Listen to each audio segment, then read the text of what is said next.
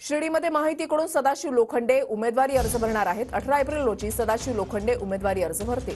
मुख्यमंत्री एकनाथ शिंदे यांचीही यावेळेला उपस्थिती राहील। तर उमेदवारी अर्ज भरण्यापूर्वी शिर्डीमध्ये जाहीर सभा घेतली जाणार आहे। जाहीर सभेतून महायुती शिर्डीमध्ये शक्ती प्रदर्शन करणार आहे अशी माहिती मिळते।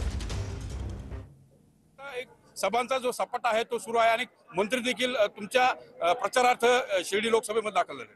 सर्वांच्या सहकार्याने 2024 ची उमेदवारी मिळाल्यानंतर या मतदारसंघामध्ये कार्यकर्त्याच्या बैठका आणि संकल्प मेळावे या ठिकाणी आता चौथा आहे आणि सर्वांचा रिस्पॉन्स आणि सर्वांची मागणी आहे। त्यानुसार मोदी साहेबांना पुन्हा तिसऱ्या वेळेस पंतप्रधान करण्यासाठी शिर्डीची जनता आणि कार्यकर्ते सज्ज आहे।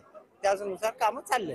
मुख्यमंत्री एकनाथ शिंदे जे आहेत ते तुमचा उमेदवारी अर्ज भरण्यासाठी शिर्डीत येणार आहेत आणि सर्वात पहिला अर्ज जो आहे तो शिर्डीतून तुमचा भरला जाणार आहे महायुतीकडून। कसं बघतात इकडे आणि मुख्यमंत्री कधी येतात? राज्याचे मुख्यमंत्री आणि आमचे नेते या शिर्डीचा उमेदवार नवे फॉर्म भरताना स्वतः येणार आहे।